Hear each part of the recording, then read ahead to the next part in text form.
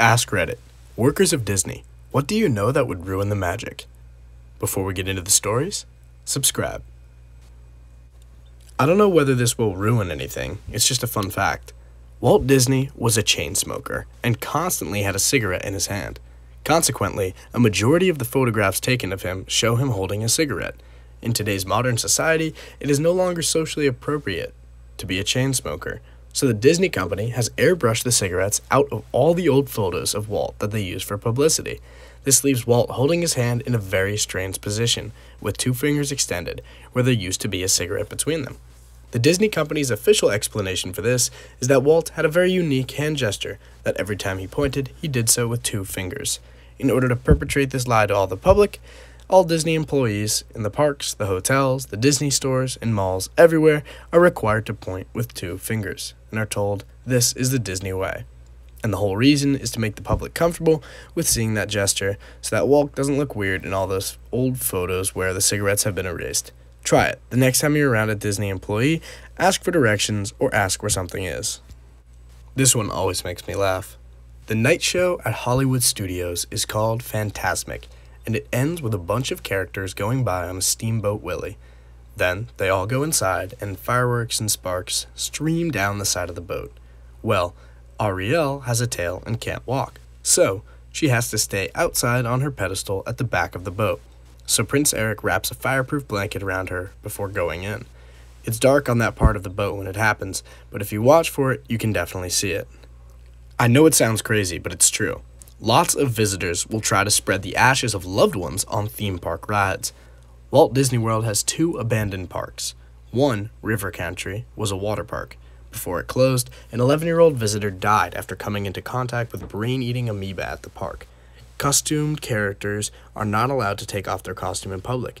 The average temperature high in Orlando in summer is around 91. In 2004, a cast member dressed up as Pluto was killed after a parade float ran over him. I'm a cast member at Disneyland, California. The one thing that ruins the magic is all the people who complain to get free things. I work at guest relations, and all the time people complain about trivial things to try and get fast passes or other free things. When you stay at a resort, Disney opens a file for you. They know where you eat, what rides you've been on, and how many times you've complained to a manager or guest services. That's why I think it's hilarious when people online tell others online that they can get things for free if they complain. Sure, you might get something at first, but Big Brother Disney is keeping tabs on you. Whenever we have difficult guests, the first thing my manager does is pull up their file. And if you've been complaining and getting free things at every restaurant, ride, and hotel you've been to, chances are your luck is about to run out. And it doesn't always go away when you leave. It stays there till the next time you come back. Think of it as your Disney permanent record. Also, the Disney Secret Security. They just look like a regular tourist, but their job is to walk around and watch for people doing things that they're not supposed to be doing. My girlfriend is an avid Disney fan and goes all the time. Her favorite thing to do is point out how often they reuse old animatronics. For example, in Disneyland, California, there used to be an old attraction called America Sings, where animals would sing to an audience. When the ride closed, some of the geese in the attraction were stripped and used in the queue for Star Tours as droids. A lot of others ended up going to Splash Mountain.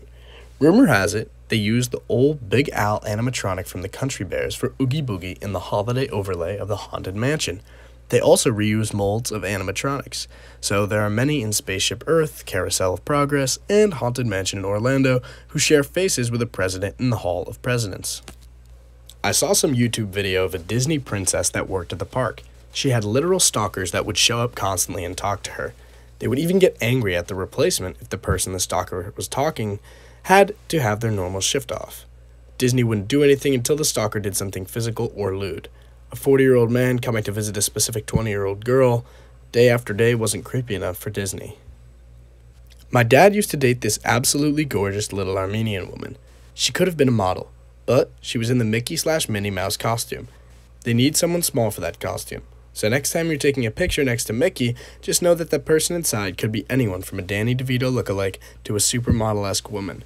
Her ex-husband was actually just as small, and he played Mickey and Minnie too.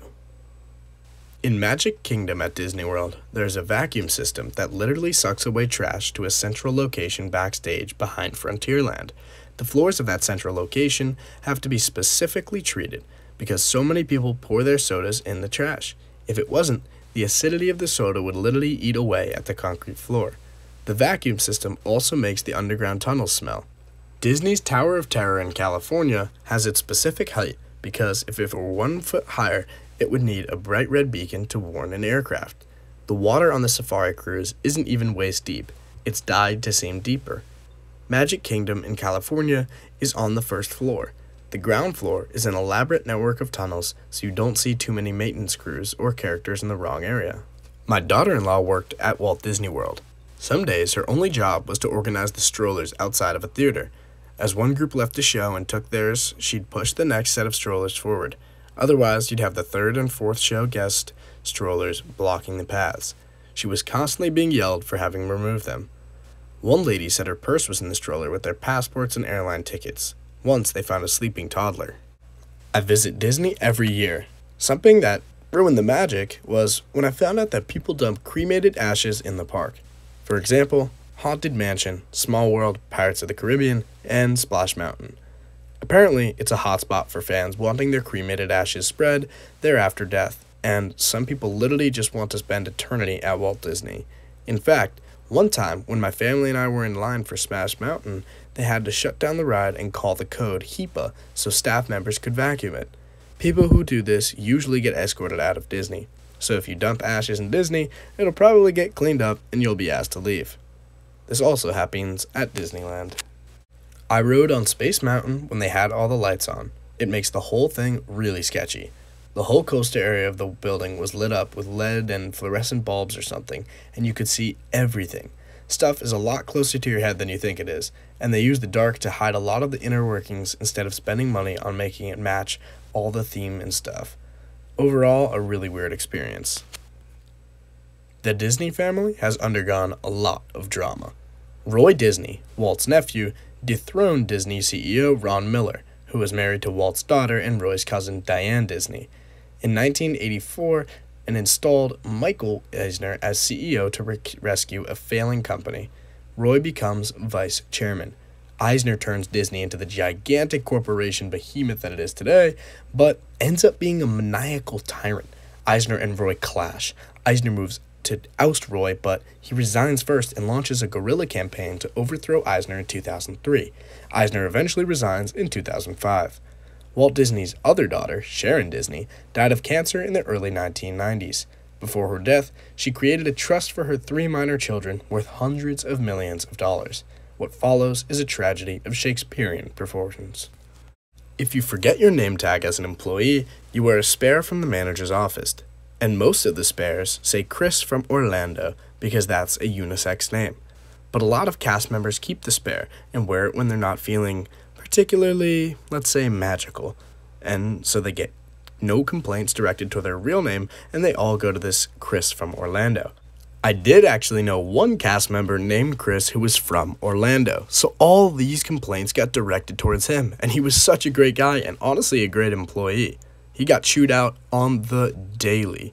It was funny, but after a while, he had to go to upper authorities and tell them what was going on. Luckily, they believed him.